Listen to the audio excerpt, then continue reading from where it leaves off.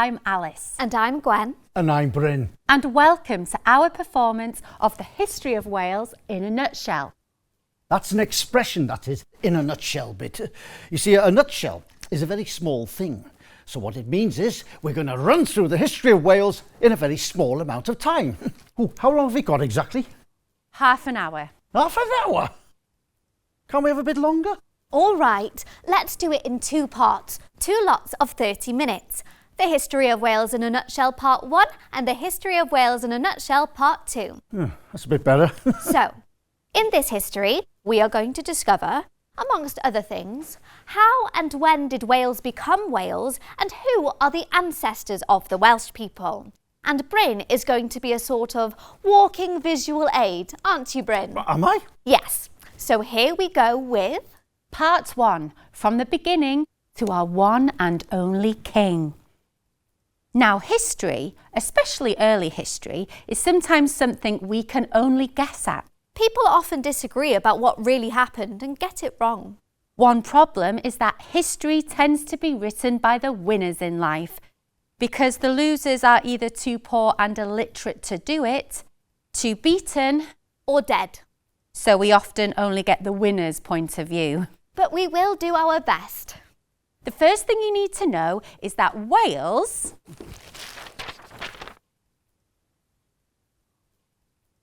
the country that we know today didn't always exist.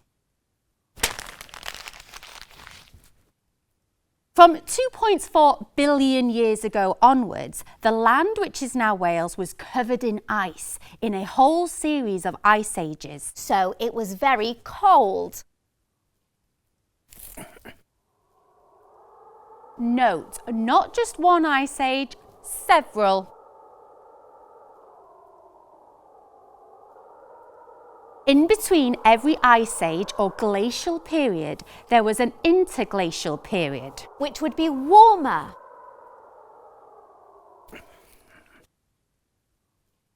But then there'd be another ice age. Which would be colder again. Bryn, can you get ready to be our first ancestor, please? We know that around 230,000 years ago, there were some Paleolithic or early Stone Age humans living in what was to become Wales. Maybe some of them even managed to live there during some of the ice ages. These humans were called Neanderthals. The Neanderthals started off in Africa. They travelled across the Near East into Asia and then into Europe. We know for definite that they reached Wales because in 1978, archaeologists found the jawbone of a 9-year-old Neanderthal child in a cave near St Asaph in Denbighshire.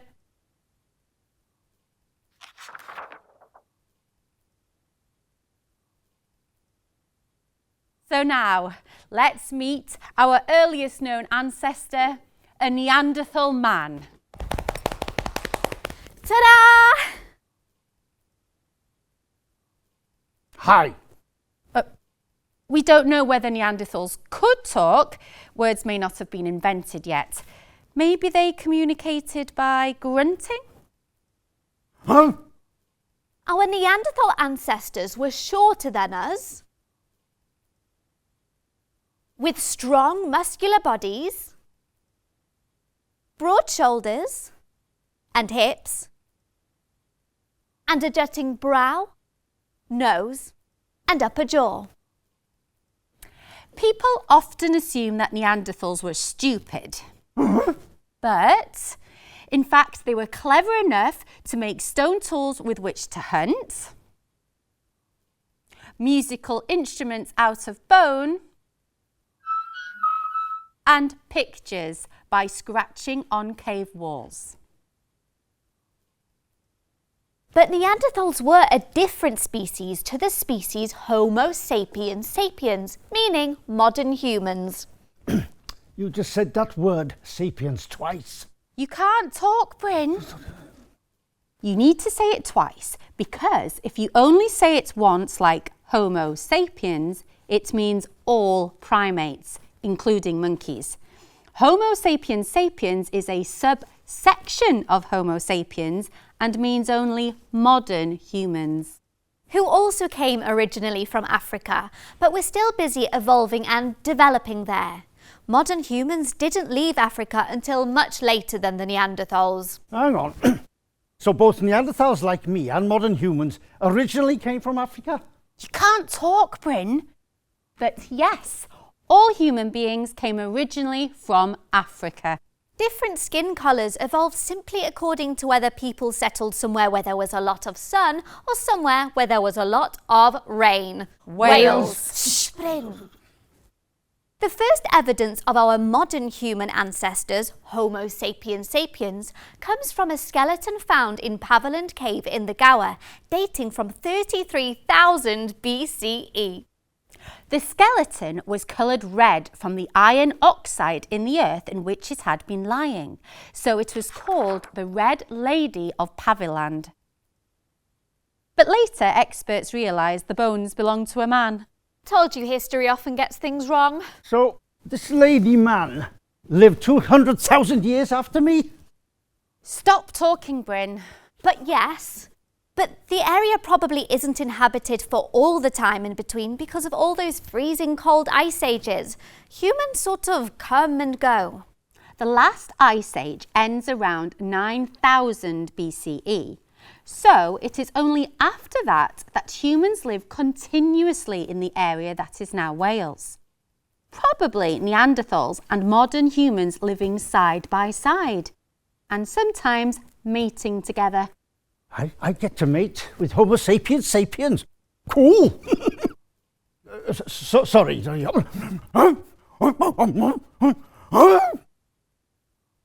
Eventually, we don't know why, the Neanderthals die out.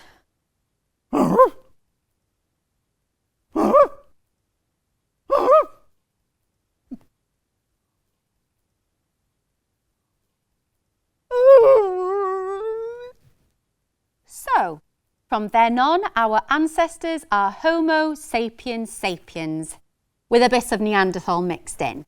So we've all got a bit of Neanderthal in our DNA.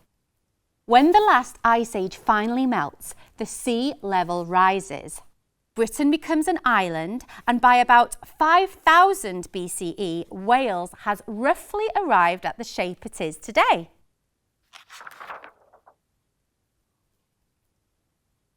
You mean it's become Wales? No, not yet. It's just got its shape. When the ice melts, a thick canopy of trees grows. So, in what is to become Wales, Mesolithic or Middle Stone Age humans live in the woods as hunter-gatherers up to about 4,000 BCE.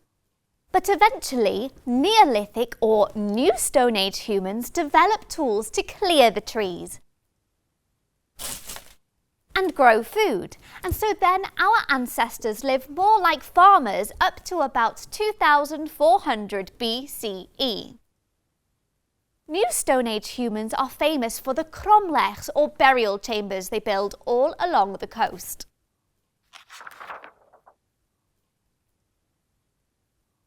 Then along come Bronze Age people who, up to about 700 BCE, develop better tools still, metal ones. They also make the beautiful gold cape found in Mould in Flintshire.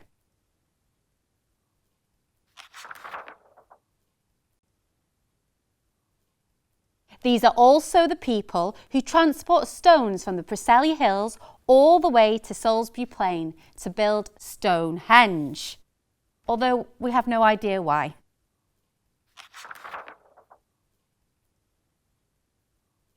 But one of England's best-known ancient monuments, Stonehenge, is definitely partly made out of stones from Wales.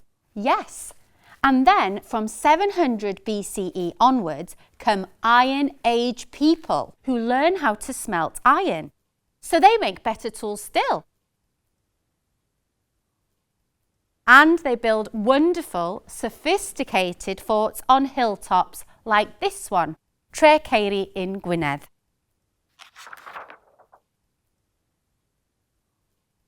But throughout both the Late Bronze Age and Iron Age, some new people are steadily arriving in the region to also become our ancestors. These new arrivals are the Celts. These tribal people come from southeast Europe. They spread across to Western Europe or Gaul. Where they become, yes, the Gauls. And then some migrate further into southern Britain and the area which will become Wales to become Celtic Britons. The Celts bring with them a sophisticated lifestyle with the ability to make beautiful objects. Bryn, our new ancestor, please. The Celts also bring with them a language called Brythonic, which later develops into Welsh. Hello, sut ydych chi? Which later develops into Welsh, Bryn? Your language isn't Welsh yet, it's Brythonic. But I don't speak Brythonic. Nobody can. The Brythonic language, as it was then, didn't survive, so we don't know how it sounds. You mean I still can't talk?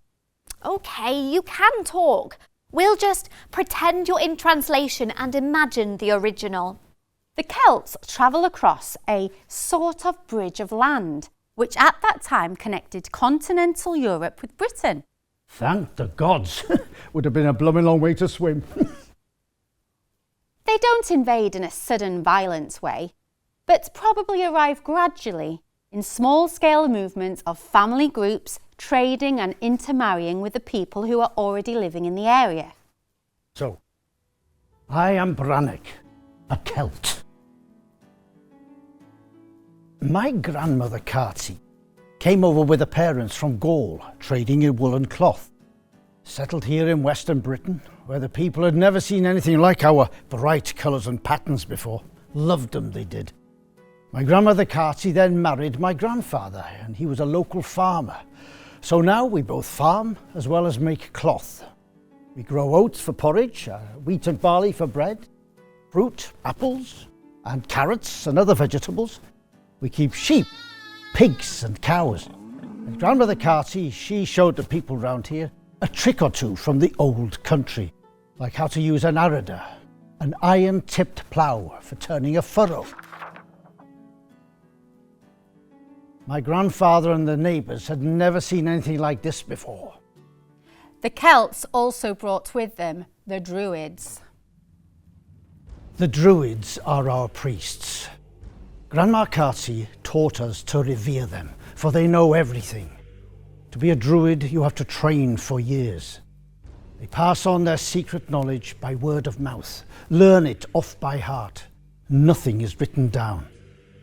Grandmother would take any questions we had to the Druids in Ynys Môn. Questions about religion, or medicine, or the law. They always had answers, because they talk to the gods, and they can see into the future. The Druids probably practiced human sacrifice as part of their fortune-telling. Well, that's according to Julius Caesar, who may be a bit prejudiced against them because he's a Roman, and he writes a description of the Druids after the Romans invade Britain. Did you just say after the Romans invade Britain? What Romans? And invading Britain? How dare they? Hey, let me at them. I might be a farmer, but when there's a need, I can be a warrior too. Yes, the Romans invade Britain in 43 CE. Bryn, costume change, please. But I'm just about to go and bash in a Roman. But now you are a Roman. Hey? So, You can't bash in yourself. yeah, but what about my Celtic tattoos? Oh. Okay. So, now I'm a Roman. Now this time we have to imagine he's speaking in Latin, the language of the Romans. Look, I know I can't speak Latin, but Rome is in Italy, so perhaps I can practice my Italian accent? Fine. So, it is the year 61 CE, and I come from a little village just outside of Roma. Beautiful it is, all sunshine and vineyards, and more sunshine, not like this place which is Wet. Though, To be honest, I left so long ago I can hardly remember it anymore. Still, I have signed up to travel the world, even if I didn't bargain on a world being so wet and so cold. And it's good pecunia. We marched into Britain 18 years ago, in the year 43 CE, and we reached the western borders 5 years later. There are 5 tribes we have to overcome. The Desiangli in the northeast, the Ordovices in the northwest, the Damitai in the southwest, the Silurai in the southeast, and the Cornovi in the central borderlands. See, still not Wales yet. All fragments, all different Celtic tribes. The Desiangli were the first to cave in, but the Silures, under their leader Caractacus, That's Caradog in Welsh. they really fought back. 9 years ago, the Silures even defeat one of our legions. But we capture Caractacus 2 years later and we send him to Rome to die. Now my legion is on a mission to attack Mona. Mona is Latin for Ynys Môn or Anglesey. I am a footer soldier. So, we have to cross the channel to Mona in our flat bottom boats. Whilst the cavalry, they ride across on their horses. Some of the horses even swim across. But what I sight on the other side of the water, a mass of armed Celts, covered in tattoos, threatening us. Wild Celtic women, dressed in black with their disheveled hair, running around with flaming torches.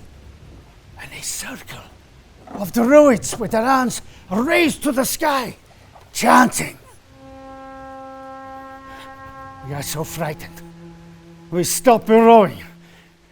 We just stare, like we are paralyzed. The sweat, it runs down my back and it mixes with the rain. But our general says, do not flinch before a bunch of savages. And so we charge, and we cut them down, and we burn them to death, and we destroy their vile druidic cults.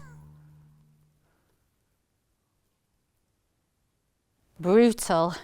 And not quite as clever as they think, because while the Romans are doing that in Ynys Môn, a Celtic queen called Boudica, who rules the Iceni tribe in eastern Britain, in revenge for the Romans cheating her out of her kingdom, leads an attack on the Romans there. Right, Bryn's busy being a Roman, so I'll have to be walking visual aid as well and become Boudica. Now, she is not a Welsh ancestor and doesn't even live in what will later become Wales. But she is important to the story.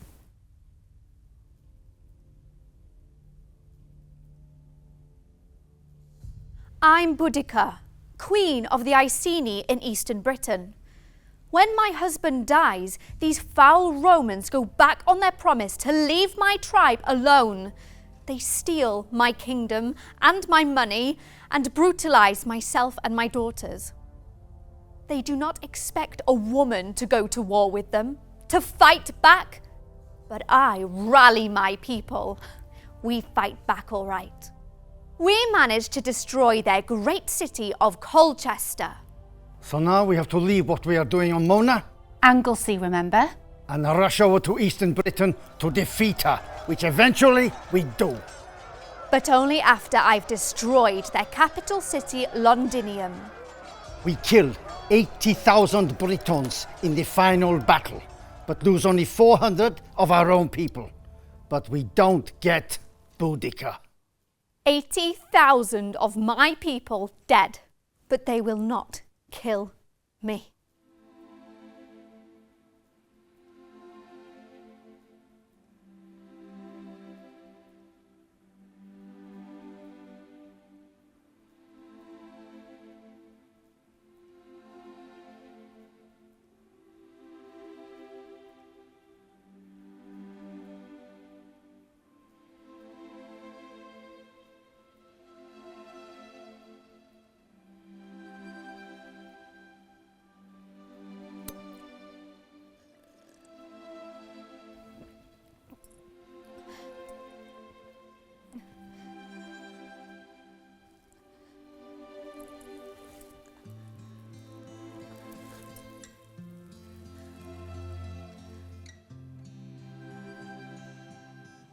Boudica drinks poison rather than let us catch her. An enemy, but the bravest woman I ever saw.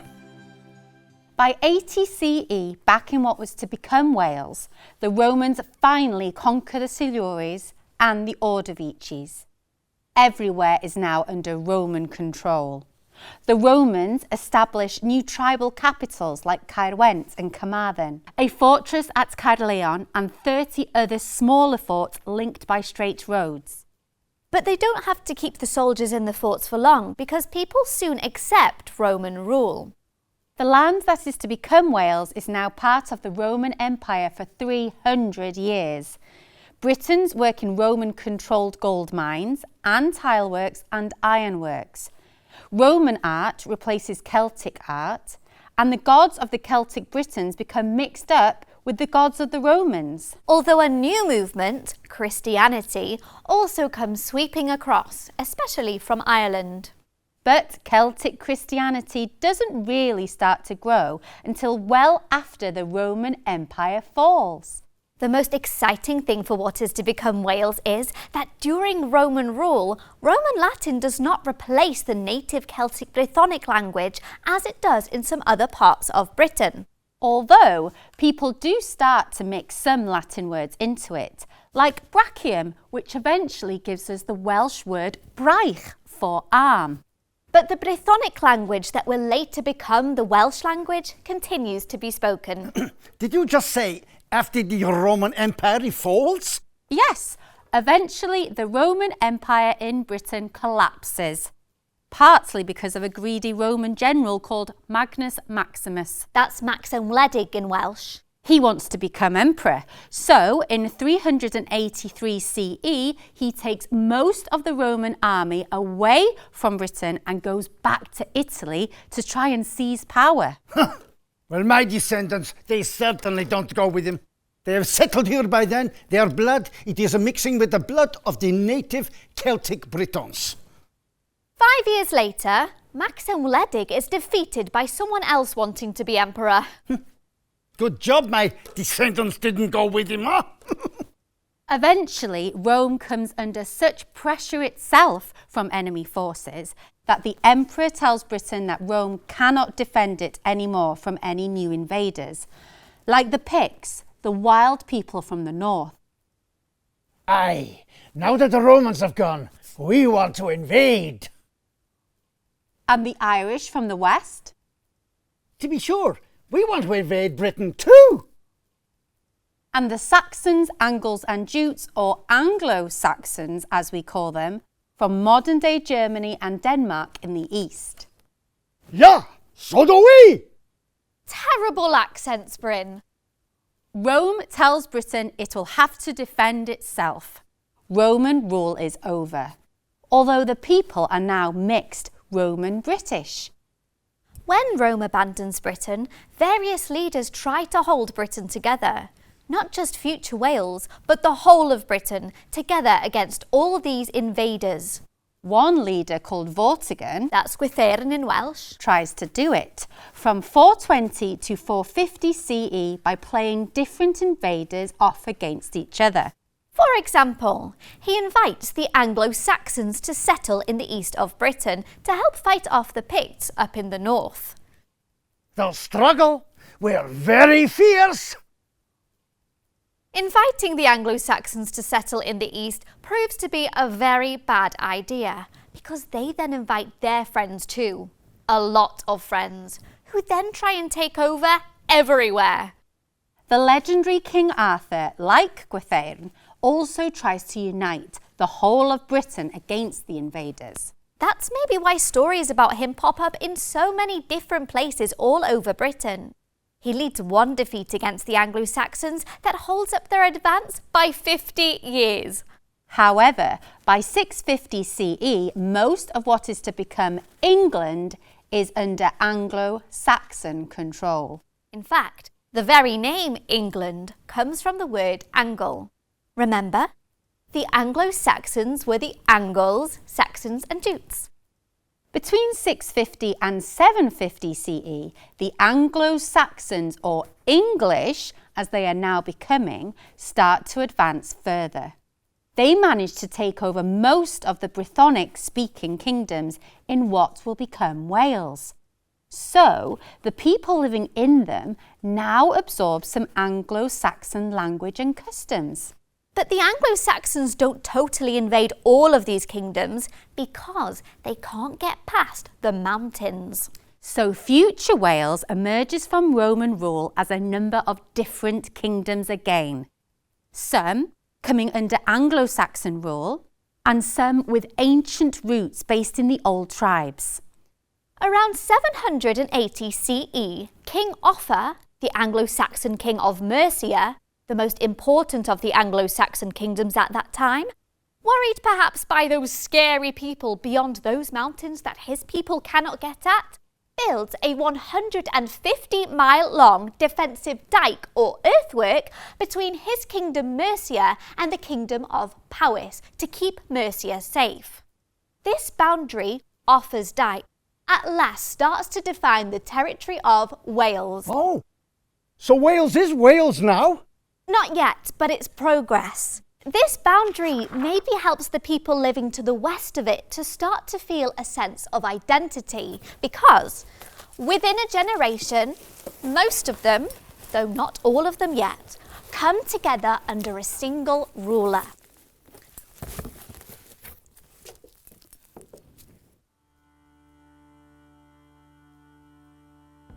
I am King Rhodri Mawr of Gwynedd, Rhodri the Great. And I have managed to bring together, to unite most of the north Not all of it. with most of the south. Not all of it. All right. But I'm still Rhodri Mawr, Rhodri the Great. And the reason people call me this is... Because you eat too much? No! Because in 856 CE, when those dastardly new pirates from Scandinavia, the Vikings, start attacking and raiding British coasts, I manage a great victory over them. I, Rhodri Mawr, Rhodri the Great. The Vikings from Scandinavia will be the next major force in Britain, lasting for over 200 years. They smash the English kingdoms, but they never really get a grip on future Wales. Thanks in part to me. I, Rhodri Mawr, Rhodri the Great. Although some Vikings do settle in it, bringing their language and customs with them. In England, only the Anglo-Saxon Kingdom of Wessex holds out against the Viking invasion. And soon, King Alfred, ruler of Wessex, starts to try to control the whole of Britain. Well, it won't get my bit, because I am Rhodri Mawr, Rhodri the Great. Fighting against the Wessex advance, Rhodri dies. I die? Rhodri Mawr? Rhodri the Great? Ah!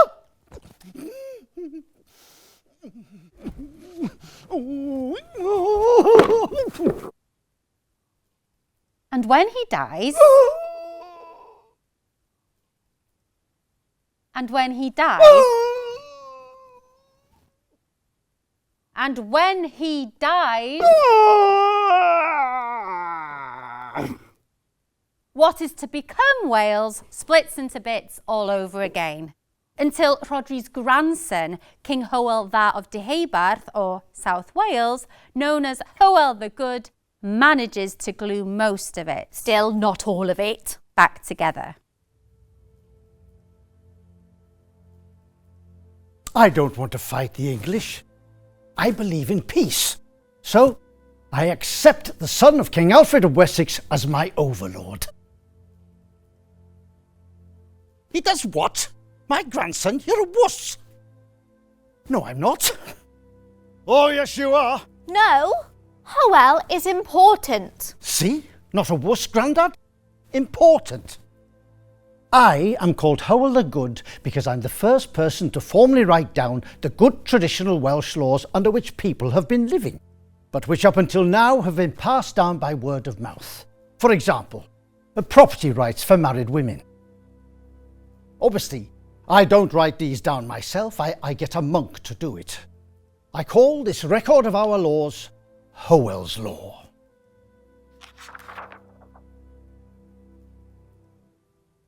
But it is Hywel's great-great-grandson, Griffith ap Llywelyn, who is the first to totally unite by 1057 the whole of Wales as one kingdom rather than several smaller ones, to be its first true king. So, is Wales Wales now? Yes.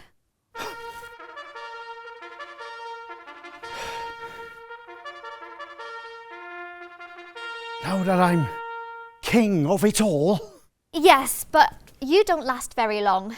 I don't last. Bryn, costume change, please. A character from the time of Griffith ap Llywelyn. Can't I just carry on being King Griffith for a bit? I could do with a rest. All this swapping of crowns is exhausting. Now who's being a wuss? All right, I'll do the next character. About time we had some more women in this history of Wales anyway.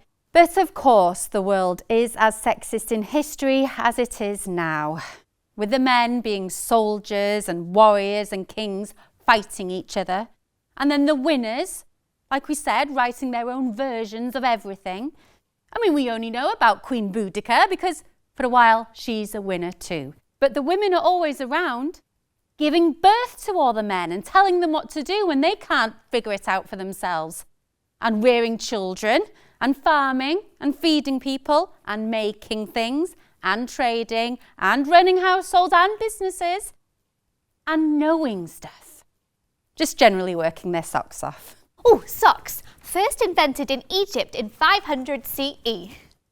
See what I mean about women knowing stuff?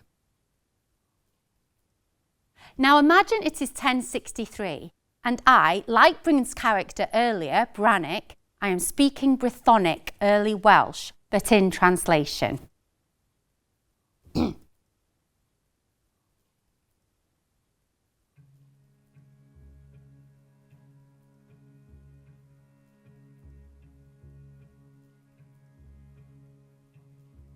I work as a servant in Rhuddlan, in the house of our great king, Griffith ap Llywelyn, the greatest man who has ever lived, or ever likely to live, in my opinion.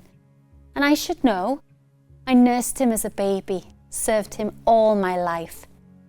Son of the old king of Powys he was, driven into exile on his father's death by a rival warlord, and lost all the lands that were rightfully his. But he got his revenge. Bethan, He said to me, I will get them all back. and he did too, all of his father's lands and more besides. What a fighter! Ruthless he was, and clever with it. For the clever thing my master did was, he befriended the Anglo-Saxon king of Mercia, told him that he would help him to get his kingdom back after it was stolen from him by a villain named Harold, if he helped us in return. Imagine, an alliance between us, Powys, and Anglo-Saxon Mercia. And we did. Together we got Mercia back from Harold by force, and I helped to return the rightful ruler of Mercia to his throne. So the King of England, seeing Powys and Mercia together, was afraid. He had to turn a blind eye to my master seizing control of our own southern kingdoms here, which he did. Though the villain Harold wasn't happy about any of it. So then my master had them all of the different kingdoms, north and south. And we became one people for the first time with one king. My master brought us all together. Even the King of England had to recognise my master as king of this land. 8 years it lasted. But times change and things move on. My master's ally in Mercia died. So then that wicked man Harold came after my master. Came after him here to Rhuddlan. My master had to go to the sea in one of his ships to get away from them. But on the last full moon, they came after him again. Bethan, I'll hide in the mountains. Eryri. He had the terrible news today. Betrayed in his hiding place by his own men. By my own men, was it? bribed, I'm guessing. He was my baby. I loved him as my own, and they cut off his head and took it to Harold, who took it to the King of England. And what will happen to us now? What will become of our people?